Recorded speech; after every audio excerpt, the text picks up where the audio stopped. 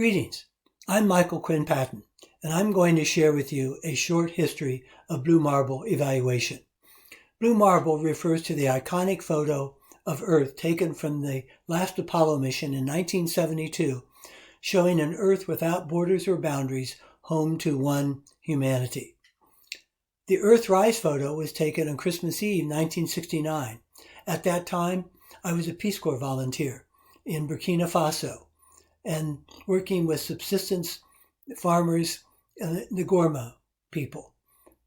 And I was much taken with this sense of one humanity viewed from space. Fast forward now to the year 2000, after I'd become established as an evaluator and had the opportunity to help found and teach in the International Program for Development Evaluation Training, with summer programs every year in Ottawa that has trained over 3,000 evaluators worldwide, and the opportunity to engage with evaluators from around the world. During this time, my daughter, Charmaine Campbell-Patton, graduated from graduate school and began working with World Savvy, an organization dedicated to increasing the knowledge and understanding of high school students, middle school students in the United States to the larger world of which the United States is a part. And I very much liked the idea of people being world savvy and began thinking about what would it mean to have world savvy evaluators. Subsequently, Charmaine came into the work with me on evaluation and is a major part of our current effort around blue marble evaluation. Fast forward again to the year 2015, when the Sustainable Development Goals were adopted. And in that year, the United Nations declared the International Year of Evaluation.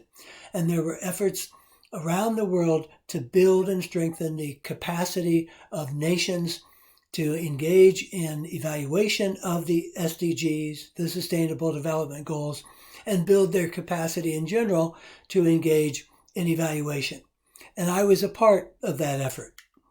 That same year, the American Evaluation Association celebrated the International Year of Evaluation and focused on presentations about exemplary evaluations in a multicultural world, enhancing evaluation's sense of knowledge about and commitment to the entire world.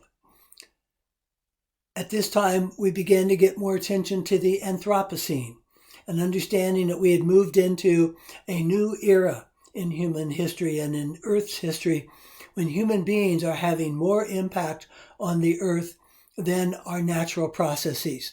And as this article from the Ecology and Society Journal says, the Anthropocene is a game changer, a new context for social innovation and transformations to sustainability. This cumulative set of efforts, the SDGs, the knowledge of the Anthropocene, thinking about being world savvy, and the increasing reports about global warming and the pollution of air, water, and land, led to the question about what evaluation could contribute. In 2016, Michael Scriven's Faster Forward Fund gave us a grant to develop the idea of blue marble evaluation. Charmaine and I subsequently developed and conducted workshops on blue marble evaluation for the Minnesota Evaluation Association, for the Claremont Evaluation Center, again going back to IPDET in Ottawa and doing a workshop. And at this time, the McKnight Foundation and their collaborative crop research program began incorporating blue marble ideas into their global work in Africa and Latin America in agroecological intensification.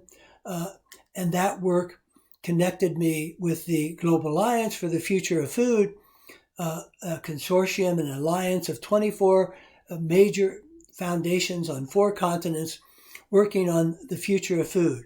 That work with the Global Alliance for the Future of Food picked up on the blue marble evaluation, and the Global Alliance hosted an international dialogue on the future of food in a climate-changing world.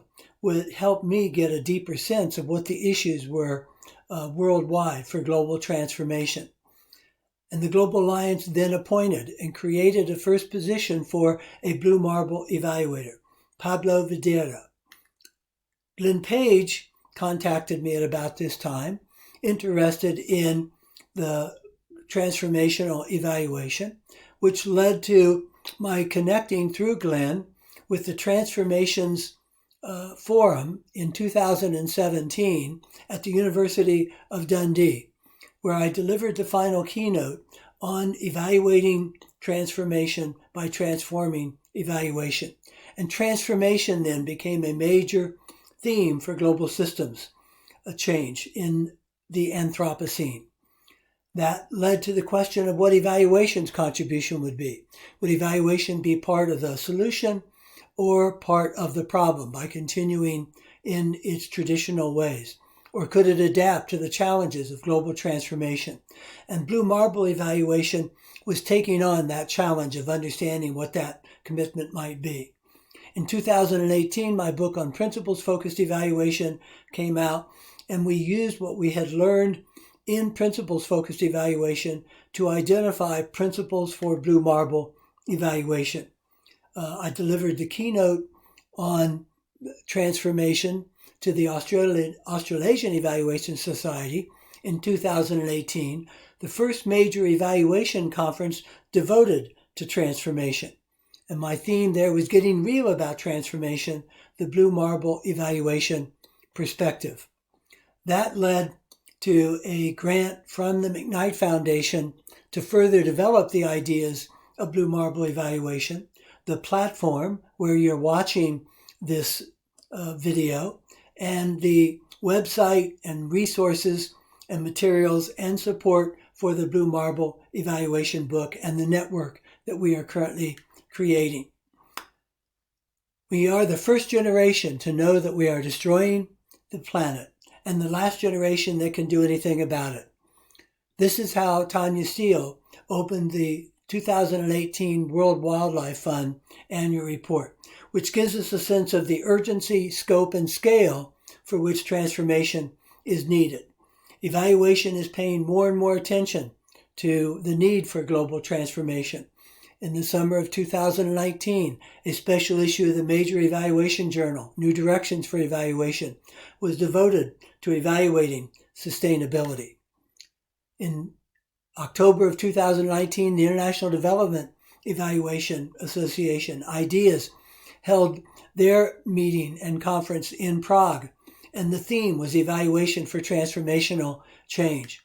Out of that conference, in the keynote I delivered on, transforming evaluation to evaluate transformation, that conference ended with a manifesto on the future role of evaluation for transformation, including 10 items, one of which is that in all evaluations, we commit to evaluating for social, environmental, and economic sustainability and transformation, including assessing contextual factors and systemic changes. We commit to assessing and highlighting in all evaluations unintended negative social, economic, and environmental effects. This is a clarion call for evaluation to become part of the solution. As we see increasing reports on the importance of climate action, the UN climate report basically identifies 2030 as the time of the tipping point when we will be at a point of no return on climate change. And so there's a sense of urgency about getting on with the work of transformation and evaluators supporting that work. And so evaluators are called on now to serve Mother Earth, to serve evaluation, to serve humanity, to serve truth, to serve democracy. We've identified 16 principles in Blue Marble evaluation, which can help evaluation, we believe, play this role of transformation going forward. And the question is how we will engage evaluators in getting training for transformation as the support for blue marble evaluation and global system transformation increases. Our future then will depend on what we're able to do together as one humanity in taking on these global transformation challenges. And blue marble evaluation aims to be part of the solution to these challenges.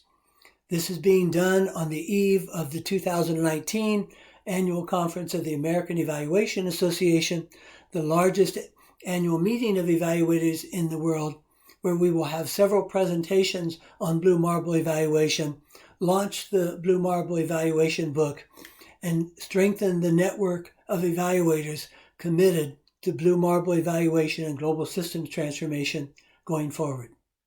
Thank you.